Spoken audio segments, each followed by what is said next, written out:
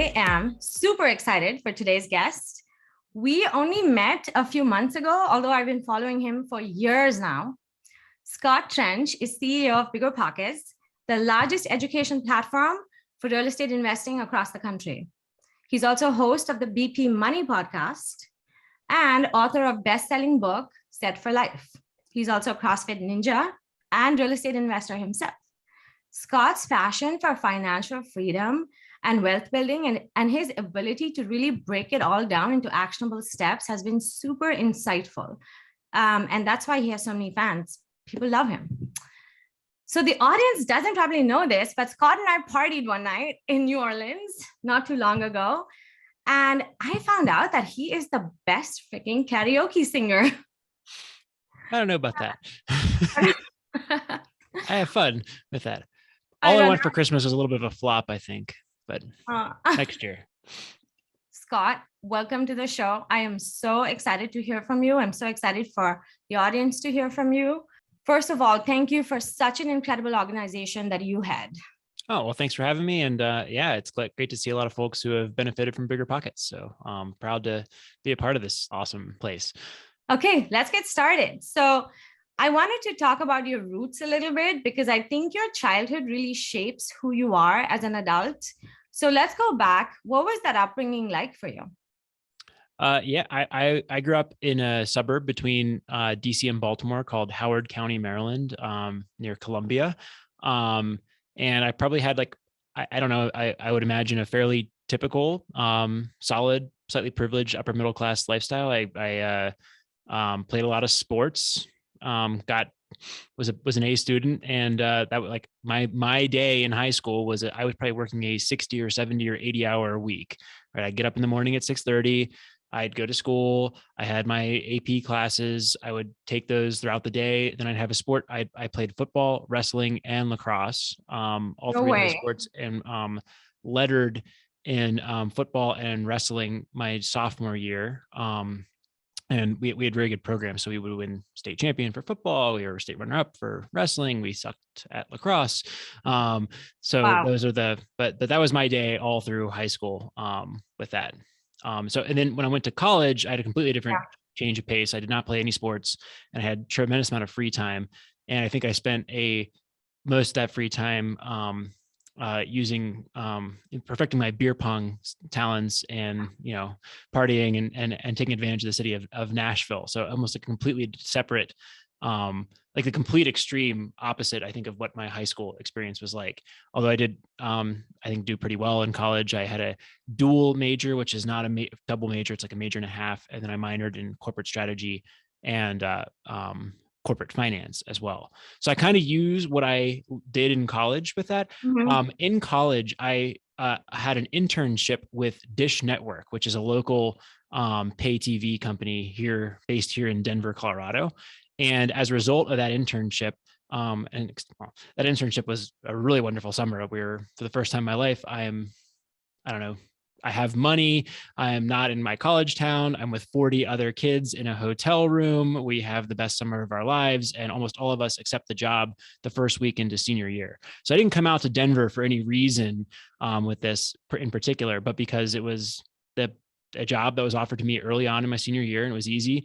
And I immediately hated it. I wanted to become financially independent, and became obsessed with this concept of achieving financial freedom early in life. And I was a big fan of two local companies to the Denver area. One was BiggerPockets, a company that helps you invest in real estate. And I was a big fan of their podcast. And then also the Mr. Money Mustache blog. And I really identified with this kind of, I am my own person. I am not going to be dependent on a company or corporation or a manager or a boss for my paycheck or my well-being. And if I have to live like a hermit or save up relentlessly and be completely disciplined for a period of years, I'm going to do it.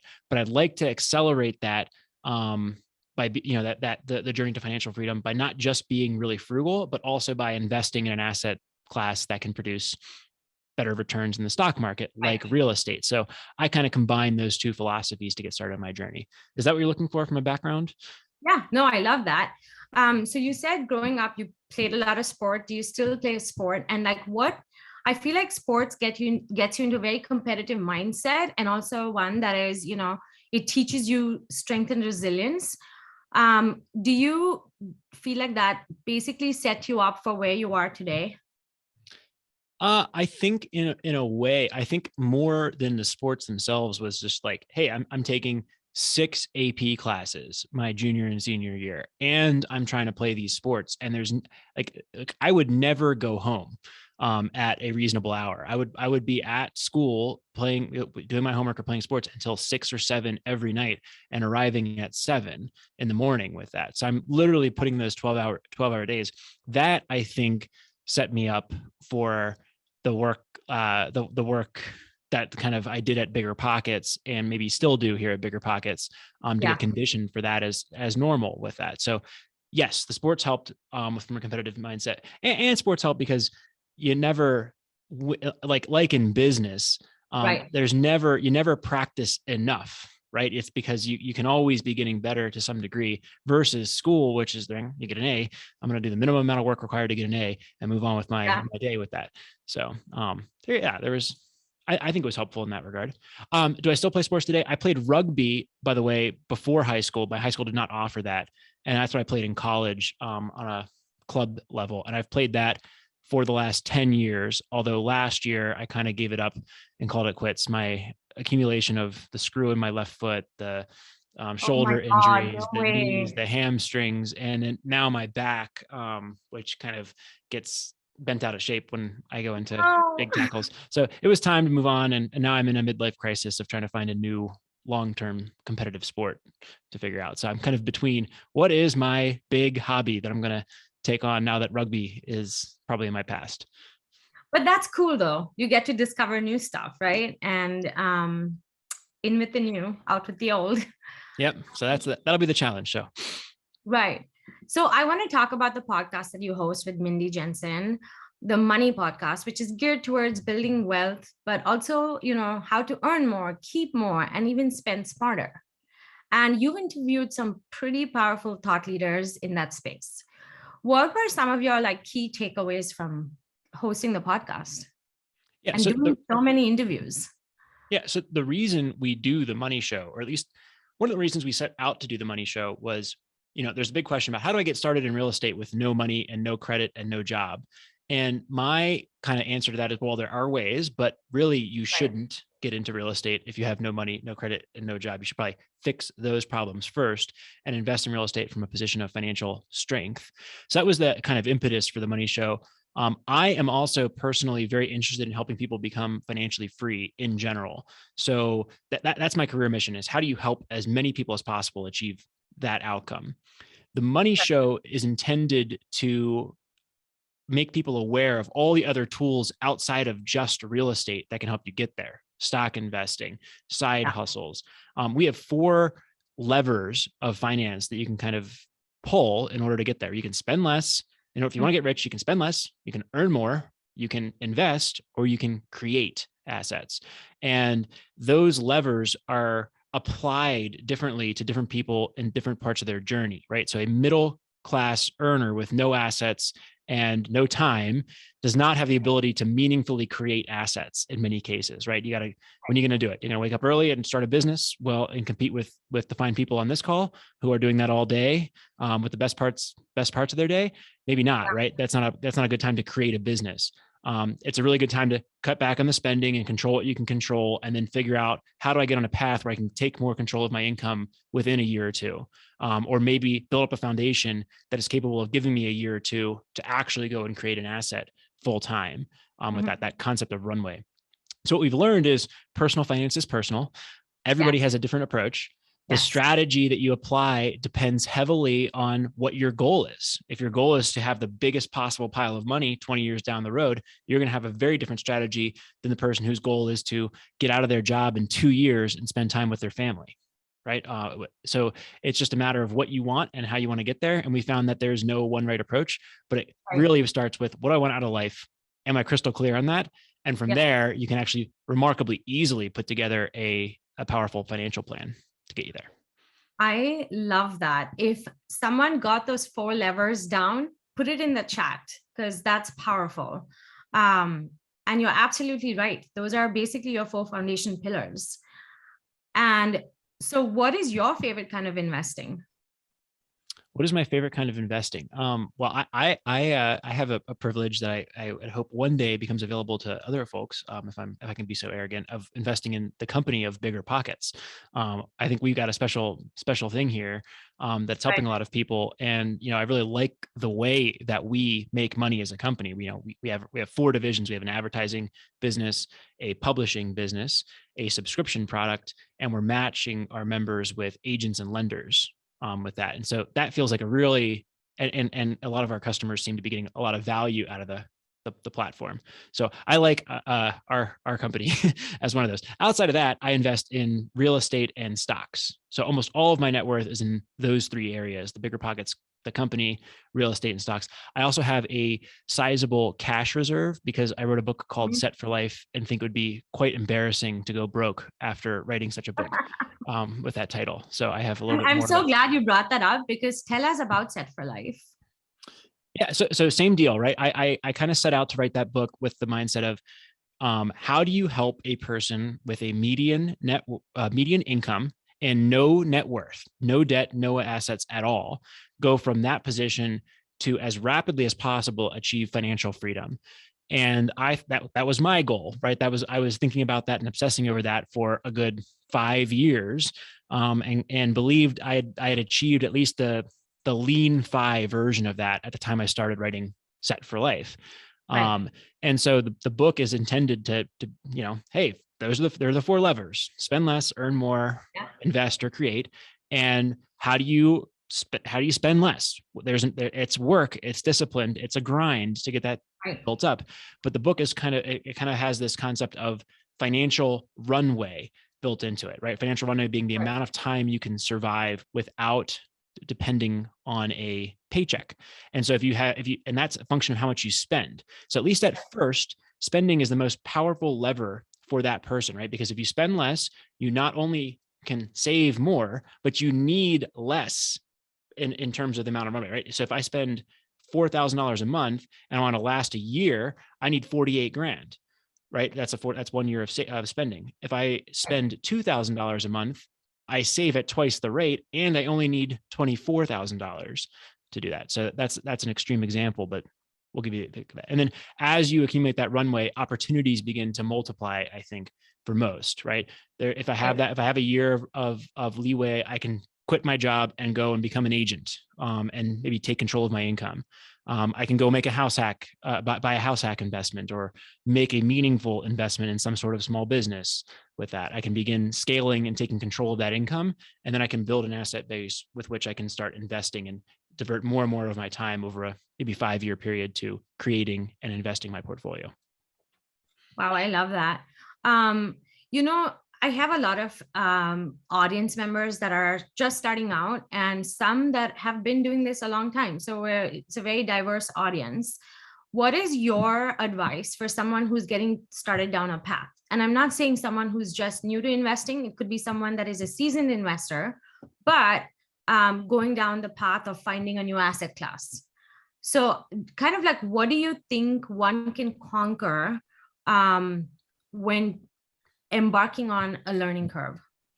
When you say asset class, do you mean like stock investing, real estate, bonds, or do you mean within like maybe real estate? How do I pick a strategy and actually get good at that? Am I understanding the question right? Yes. So within real estate, it could be self-storage, it could be assisted living, it could be multifamily syndications going from single family fix and flip. So whatever it is, whatever their path is that they're choosing to do next, what is your advice for someone like that? Yeah, I think it comes back to, we talked about this a few moments ago. What is the life goal that you have, lifestyle or vision or whatever you want to call it, that you want to be in 3 to 5 years? And then what's going to get you there from that perspective, right? And so if you're going to go into syndications, for example, you're probably going to be managing that money for a very long time. You're going to create a very large pile, but you're going to be serving your investors perhaps indefinitely until they've gotten their return and you're out of all of those assets. That's a great strategy. If you want to make a big pile. It may not be the best strategy if your goal is to spend a lot of time stress-free with your family. In that case, you might want paid off rentals with that. So that's, I guess, one way to think about it. From a returns perspective, I'll zoom out and think about this globally. It's 2022. Interest rates are really low. Interest rates have been falling for the last 40 years. And I think from my perspective, I don't know the short term, and by short to medium, I don't know what's going to happen in the next year to 5 years specifically, although I will guess at it for fun later today with that. But I think that what we're likely to see is a period of inflation and rising interest rates in a general sense over the next 20 to 40 years, given that we've seen them falling for that, or at least in some portion in that. So, where do you go in that environment? Do you go to stocks with valuations at all-time highs and interest rates potentially propping those up? Do you go to real estate with valuations at all-time highs and interest rates potentially propping that up? Do you go to Bitcoin? Do you hold cash if you think inflation's looming on the horizon? Do you go to some other alternative asset class? I think it's an impossible question. I think it's really hard. And I go right back to real estate after looking through all of those, because I'm like, okay, there are problems with real estate in that environment, especially with respect to interest rates, right? Interest rates rising is not good for real estate equity prices, at least, but it does prop up rents. If interest rates rise and inflation is increasing at the same time, you will see rents increase. So if you can stomach the lack, maybe a potential lack of appreciation or less appreciation over a longer period of time, but know that the cash flow may actually get a little bit more better, that may be an attractive asset class. So I think you have to start from there, from a long-term perspective. And then what interests you? Short-term rentals, I think there's a really powerful asset class in at least the near future. I see ridiculous yields there. I talked to at the conference, someone bought me, I guess, from an auction perspective. There was like a charity auction, and someone bought some coaching. And this individual is crushing it in his short-term portfolio, 50, 60, 70%. Oh, that's right. Cash on cash. What? I bid on you so heavy. And then that person stole you from me. Oh, well, we could chat anyway some other time, but yeah, with that if you'd like. But yeah, but yeah, that's I'm amazed at what's going on with the short-term rentals. I mean, we're seeing these immense returns, and people are recouping their entire investment in 6 to 12 months on some of these deals. So that's, and there's lots to like there, right? You own a super high quality asset in short-term rentals in terms of Airbnb, right? Someone asked that as a question, but you can own a super high quality asset in a prime location and receive more cash flow than long-term equivalents. That's super attractive for a whole bunch of reasons. And one of the first places I might be looking if I was going to put a little bit more activity into my real estate investing personally. I love that. Thank you for that. So you're now CEO of a company that has literally changed millions and millions of lives. I am a first-gen immigrant myself, and I never thought that I would be buying apartment buildings one day. And listening to the podcast, just going through the forums, gave me kind of the courage and the confidence to do what I do today. Now, to head a company that has the ability to do that and change people's lives is really quite remarkable. How did you end up at BP? What was that story like? And what led you to becoming CEO? Yeah, sure. So I think I told you earlier that I became obsessed with Mr. Money Mustache blog and BiggerPockets when I graduated from college and was in my first year on the job out here. Really wanted to quit my job and become financially free.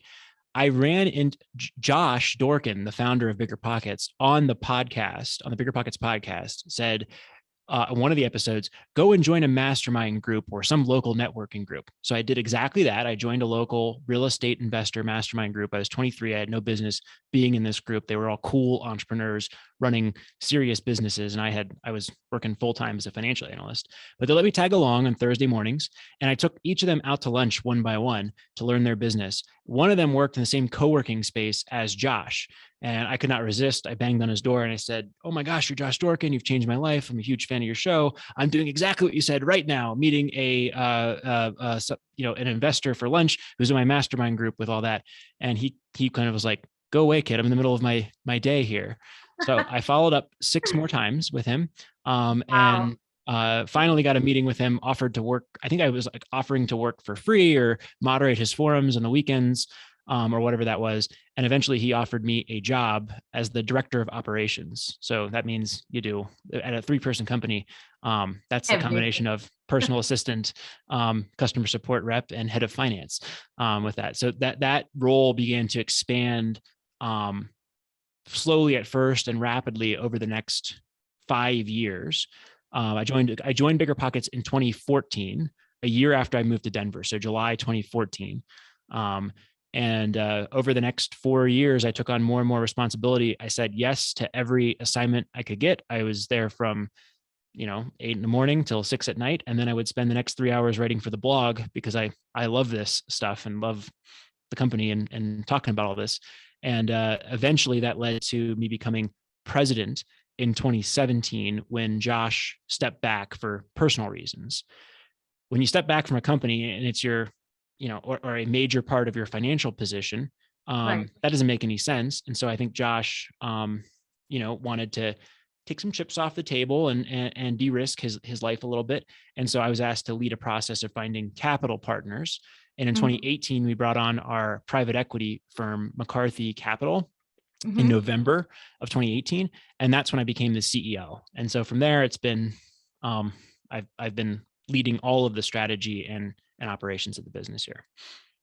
What I want to know is those early days when you were head of operations, and podcasting was not even a thing. I mean, it wasn't like not everybody had heard of it. Nobody knew of it, especially for real estate investors.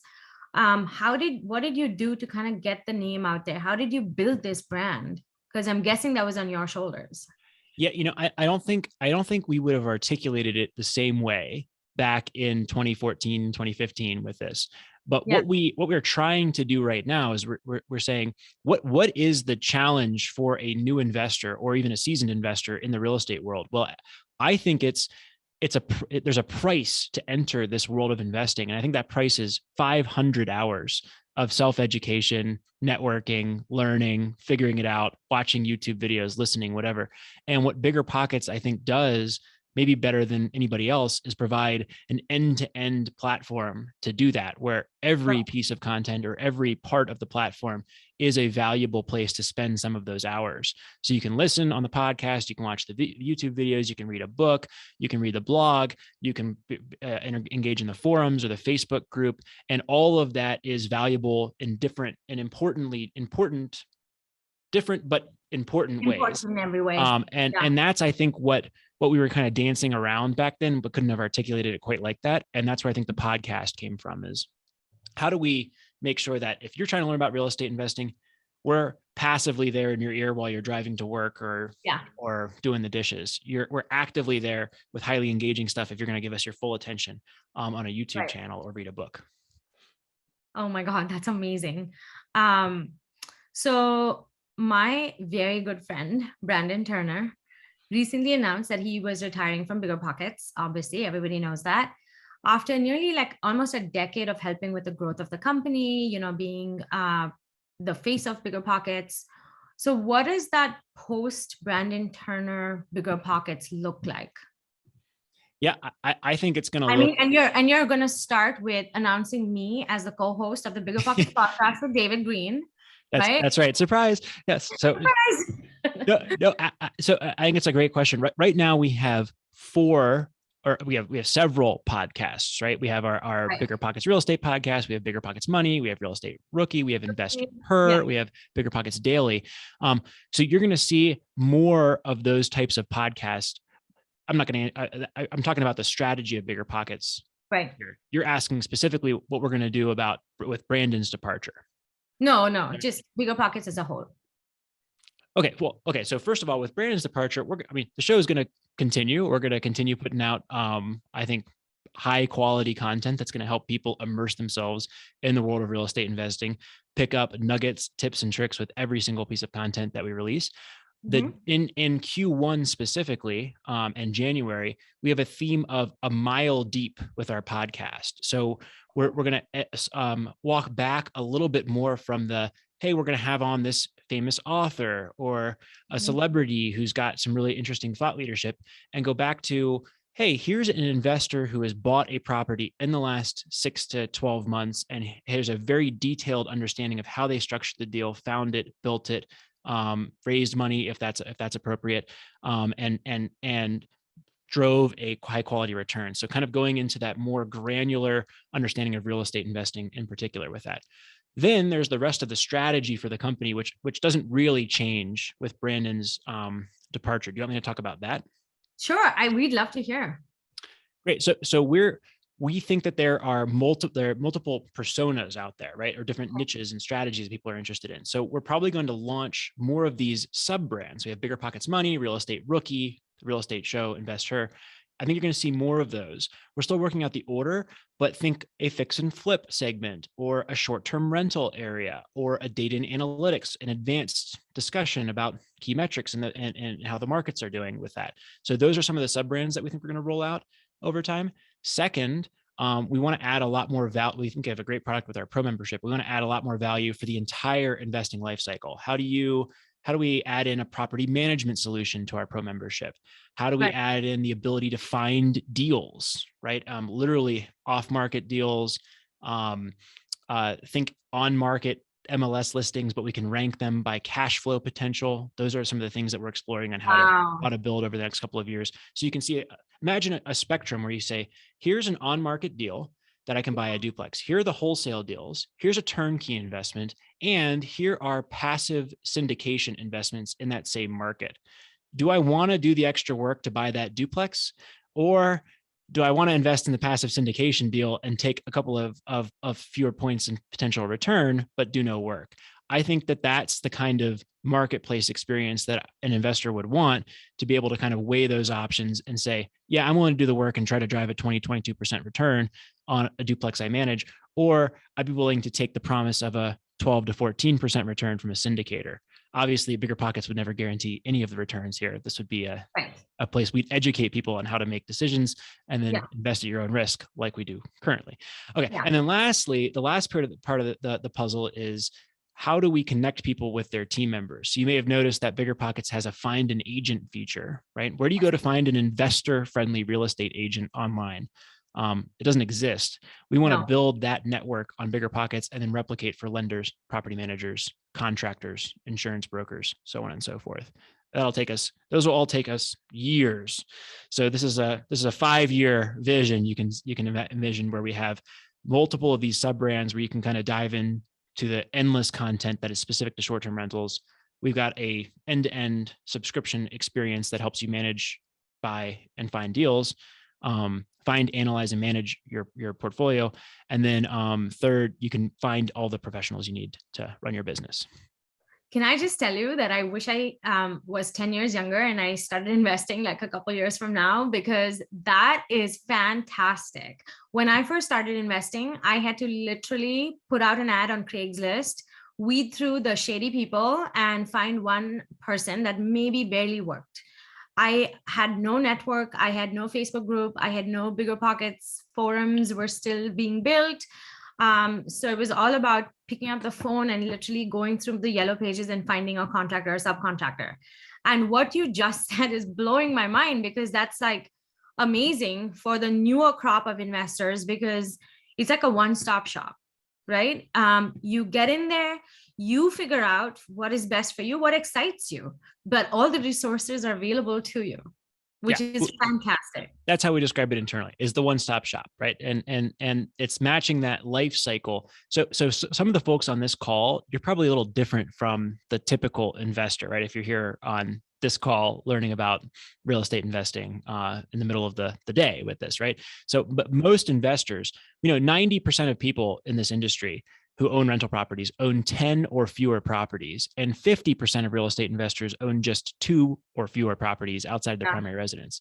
And so that's a life cycle that we want to serve everybody on this, but that's the majority of folks out there, right? And we want to make sure that our ecosystem is accessible to those folks who are having a very simple problem that probably most of us can relate to, which is, after you buy your first property, you are out of money. You no longer have the down payment, and you no longer can get a loan for the next property until a year or two passes. And that's the cyclical nature of this that we want to be there for. So go in, buy your property, make it passive, and then don't think about it for 2 years, and then come back roaring in when your financial position is ready to go again, and buy that next one. And if you're going to be buying 20 properties next year, great. We'll have a constant party going on that you can come back to. Yeah, that's amazing. Also, I have to call this out. I've been to many conferences, real estate conferences in my life, and the BiggerPockets Conference was by far one of the best ones I've attended, just from everything with, the speakers you guys brought on to even the attendees. I mean, there was so much networking going on just off the charts, like outside the room, like downstairs in the lobby, outside on Bourbon Street. I just met some of the coolest people, and I'm actually going to bring on one of them next. But, I want to thank you for putting together that conference. It's just brilliant. Yeah. So the person to thank there is Alex Pilot, who is our director of people and operations. She put the entire conference together along with Lissa, one of her team members, with that. But yeah, I would agree. I'm biased, of course, but my boss, our chairman of the board here at BiggerPockets, is very tough, and I've never seen an email that was that had as much glowing praise for an event, for something, as his email to me and Alex and our whole team about how that event went. So it was fantastic. I mean, and I'm like, how did we do that? I think it was a combination of the great speakers that we had, the location in New Orleans, but also everybody who attended that event wanted to be there.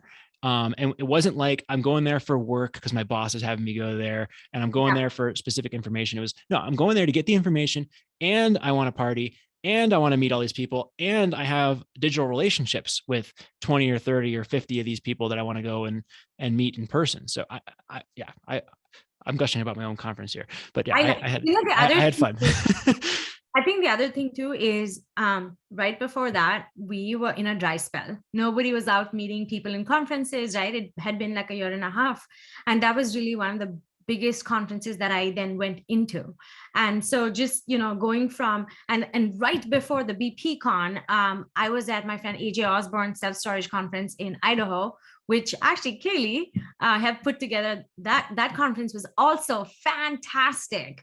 And I was like, this is like a perfect week of conferences to go to after not having been to one in 2 years. And so both of you guys, I mean, thank you for putting out those conferences. Hands down, some of the best ones that I've been to. Awesome. Well, we're looking forward to next year's, although we're still finalizing the contract with the hotel. So we'll announce the location, I think, in the next 2 or 3 weeks. We also may wait a few weeks. I may know the location. I'm not going to say anything, but I am so excited. Yeah. West Coast. Okay. So we do this, Scott, like in between our conversation, I bring on an audience member and I spotlight them, because I also want to showcase to the audience, there are rookies that just started. They started a year ago, like less than a year ago, and they're crushing it. So no one should have an excuse to not go out there and crush it, because here's a great example of someone that did just that. So I'm going to bring him on, and he is another Denver boy. And I thought it was just very fitting to bring him on. And I met him at BP Con. See, I'm not lying about networking that happens. So I want to introduce you guys to Tyler Madden. Tyler, welcome to the show. Thank you so much for having me, Mike. I appreciate it. How's it going, everybody? Hey, Tyler. What's happening, Scott? Good to see you, man. Tyler is such a hustler and such an awesome investor, but also just one of the nicest people that I've met. Tyler and his wife, Zosia, are just so fun. They make it all seem like it's easy and it's fun. They want to just help and give back. And that's what I love about them. They also just had a baby. So congratulations. And that's why Zosia's not here. She is. Yeah, she had to go take him for a walk because he just woke up. No worries.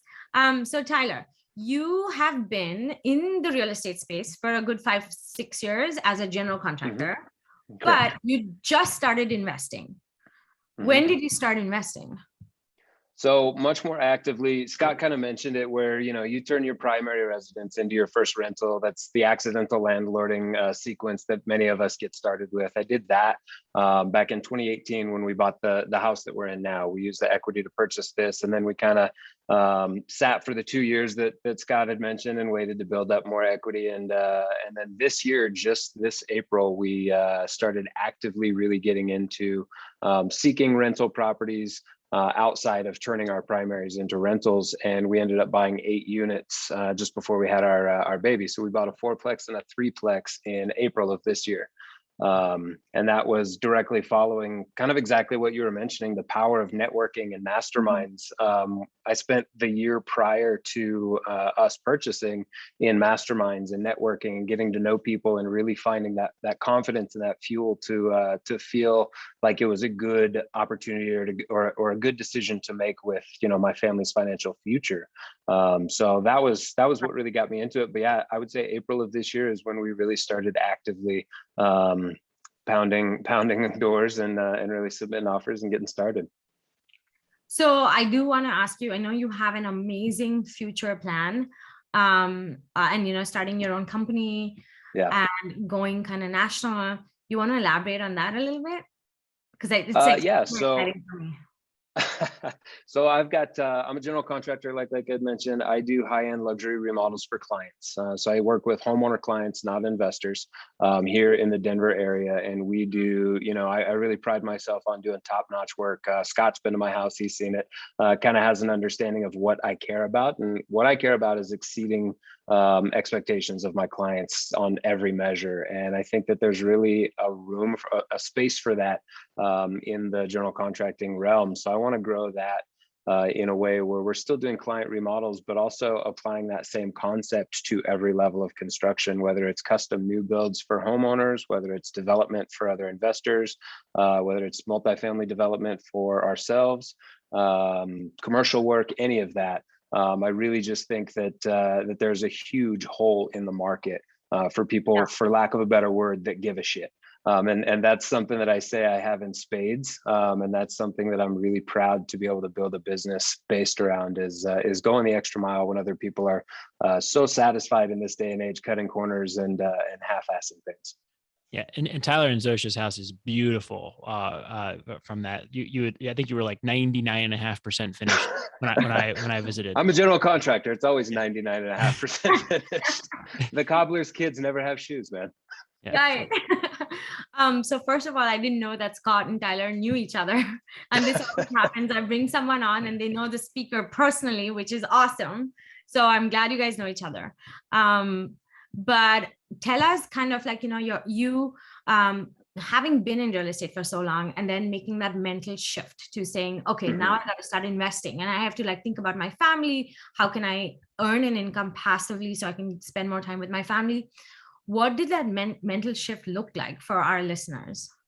Well, and Scott mentioned it again, that there's a cost to that, and it's something like 500 hours. And you, I think, without putting in that time to understand what person you have to become in order to, make the sacrifices or in order to pursue this lifestyle, it's, it's something that I started with just listening to the podcasts, and then it became more and more interesting to me, where instead of putting on music in the car, it had to be the podcast. It had to be an audiobook. It had to be something where I just realized all the gaps in my day that I could be spending more time. Even if I'm not actively pursuing a real estate deal, I'm actively pursuing more knowledge about real estate.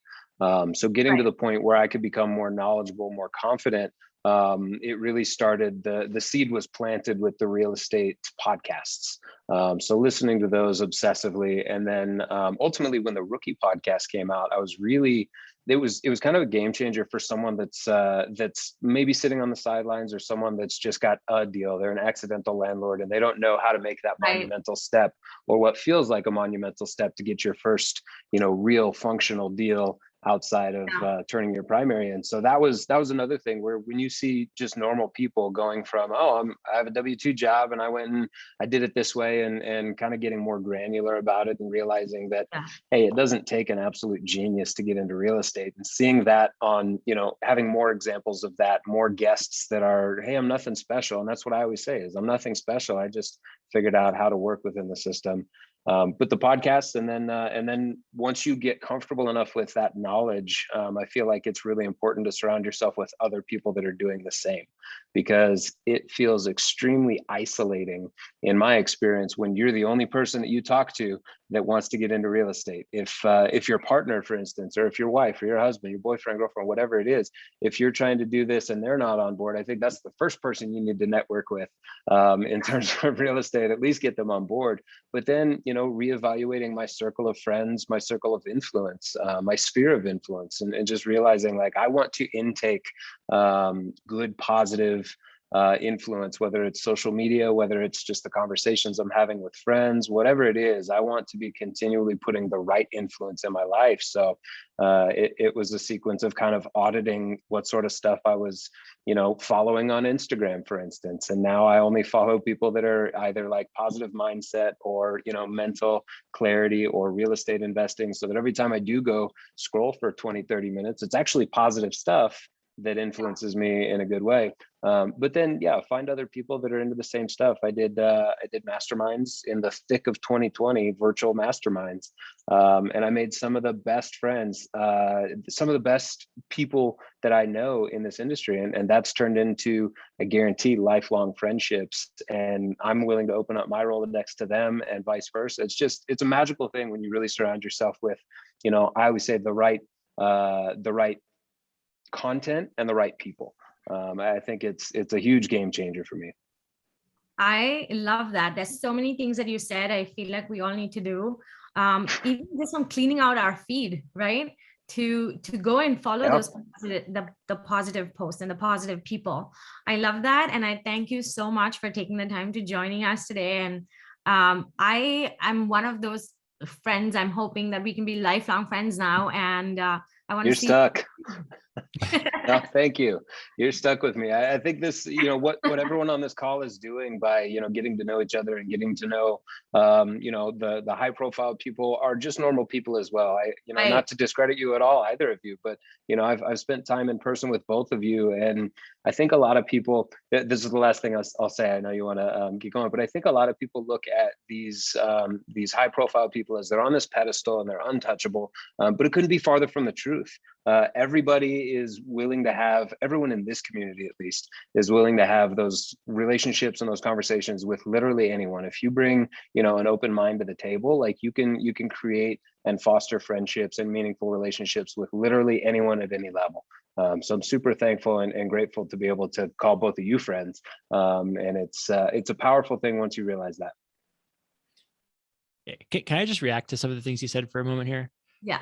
I completely agree. Like I try to make a point of, I want to meet people and hang out with them in this community. And that was so much easier 4 years ago when I was the director of operations or VP of operations. And now people think like, oh, I'm too busy. He won't get back to me or whatever. And I get way fewer like that. It's like, no, I want to be a part of the community and meet folks and like Tyler and Lika and I want to know everyone and form these friendships and have these. So anyways, please do reach out if you are in Denver. I would love to grab a beer or a coffee with. Can I tell you, when I first reached out to you, I was like, oh my God, he's CEO. He's never going to have time to come on my meetup. It's not happening. But you were so receptive and, willing to do this. So thank you. And so I know that you mean what you say. Yeah. By the way, someone's talking about Maui. We're having our board meeting in Maui, in 2 weeks. So I'll be Maui shortly with that one. So yeah, perfect. I know Brandon told me you were coming. And then also I want to react to a couple other things there. So we heard about the 500-hour time investment. We also, I think another big one is social media, right? Social media is a waste of time. Social media is a multiplier, I think. And so if your social media feed is full of crap, then that's going to multiply in your life when you're going through that. And if you clean it up and have it set up like Tyler did there, you're going to get a ton of value. At some point in the day, you need to just relax and scroll through your phone if you're a millennial. And it might as well be about valuable stuff. And so I did the same thing. Actually, I do it every once in a while. And this year I reset it for stuff that I think is going to be mostly relevant to my job as CEO. I love that. Okay, Tyler, thank you so much for being here. Thank you guys. I appreciate it. And stay for breakout rooms, okay? Of course. Okay, so when I did this meetup last year, my January guest was Ken McElroy, and Ken gave us some amazing tips on what he thought the new market, the market would do in 2021. And I went back and I watched the video on YouTube, and I swear he hit so many things right. Like, it was absolutely right what he said and how the market shaked out. So Scott, no pressure, but I'd love to hear some of your trends and what you think, the market might do. I know you don't have a crystal ball, so we're never going to hold you to it, but it would just be nice to, kind of hear your thoughts. Yep, perfect. So with the caveat that this is all fun and games and all fun and games, all fun investment advice, my belief for 2022 is that, first of all, short-term rentals are going to continue to be an extremely attractive asset class with this. There's a lot of demand there. There's still a tremendous amount of shortage. People are trying to travel a lot. You're seeing huge demand, even in the midst of this COVID variant that we've got right now. And I think it's only going to pick up throughout the course of the year. So I think that's going to be one. Two, there's all the supply and demand dynamics, aside from interest rates, which I'll get to in a second, remain strong for real estate investing. On the East Coast, there's no land. On the West Coast, there's no water. People are moving to a lot of the big cities that they've been moving to for a long time because they want to live there, right? Like Denver is seeing an influx of people moving here because they want to be here, and the jobs are following that. People want more space with rooms. So I think that the single family and small multifamily market is going to continue to have a lot of fundamental supply and demand factors on its side that are going to drive prices up. Raw materials remain expensive. Labor remains expensive. I think there was an estimate that Dave Meyer, our VP of Data and Analytics, put out a few months ago that said he thinks that we're 4 million homes short, and we're not going to make up that inventory for 7 to 8 more years to get to a true balance from a supply demand standpoint. Now, the big wild card in all of this is interest rates. If interest rates rise, prices come down and cap rates will rise, right? And so that will impact these syndicators if cap rates increase, and that will have a big impact on equity values. My prediction for 2022 is that prices are going to rise somewhere in that 4 to 6 to 7% range year over year versus 2020. And that rents for the first time in 10 years are going to increase at a faster rate than prices. Not saying that prices are going to go down. I'm saying I think prices are going to go up slightly, maybe in line a little bit faster than long-term appreciation, but more in line with inflation than in previous years. And rents are going to rise faster than inflation as a result of that. So I think that the challenge of finding cash flow is going to subtly reverse over the course of this year in a way it hasn't for a long period of time. So that's my bold prediction for 2022. We'll see how that goes.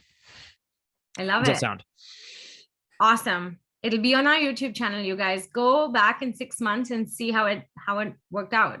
But no, those are very, very educated trends, and I'm really excited for 2022. Just growing each of our investment portfolios, having BiggerPockets be there as a resource can only be amazing. So, okay, next question. Beyond working with BiggerPockets, writing books, hosting the podcast, I know you also invest in real estate. What does your own investment portfolio look like, and what does a typical deal look like for you? Because I know your market is different from my market. My deals are different from your deals, and someone else on the East Coast has a different way of analyzing deals.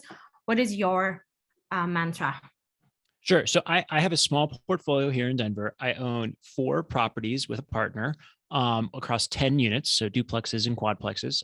One day I'll get a triplex, I'm sure, in the portfolio. The most recent deal I purchased was a duplex. It's out in Lakewood, so west of Denver, maybe a couple miles.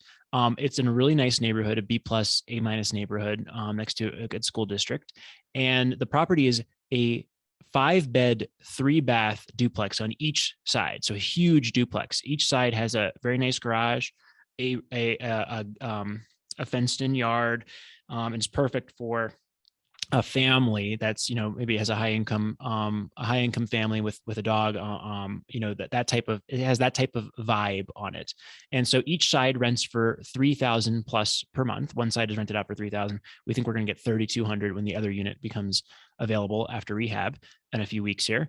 And the mortgage is 3,200 on the property. So that's what that was kind of the what I was going for on this. Is I liked that property because there was an option for rent by the room, as one way to drive a lot of value in the property. But also what I found kind of serendipitously was that there's just not a lot of competition for really big homes that that are pet friendly and have that kind of parking dynamic in the area. There was like, I think 2 other properties when I listed it for rent the first time that had 5 or more bedrooms in a several mile radius. So there was there's puts and takes with that, and that could change in certain market dynamics. But for now, it seems to be a really attractive option. So that was the latest deal. The other deals are all, I would say, lower end, more in like the C plus B minus neighborhoods. Usually 2-bed, 1-bath units. I have a quadplex that's all 1-bed, 1-bath units. That duplex sounds like a mansion, 5 beds. How many square feet is it on each side? I want to say it's 2,400 square feet on each side, but I'll have to double check. Yeah. That's massive. Yeah, it was a really unique property with that. And we were looking again for the rent by the room concept. But it was like, okay, if we can just, cover the whole mortgage with one side, let's go long-term rent and call it a day here on that. So that was kind of the philosophy going into it. And that was a fortunate finding about what the long-term rents would be. And much easier to manage too, to property manage as well. Okay, so last question for you from me. You've already done so much in your career, and he's 31 years old. 31? Oh, yeah, we have the baby there. Yes, 31. Oh, that's the baby, Tyler's baby. Hello.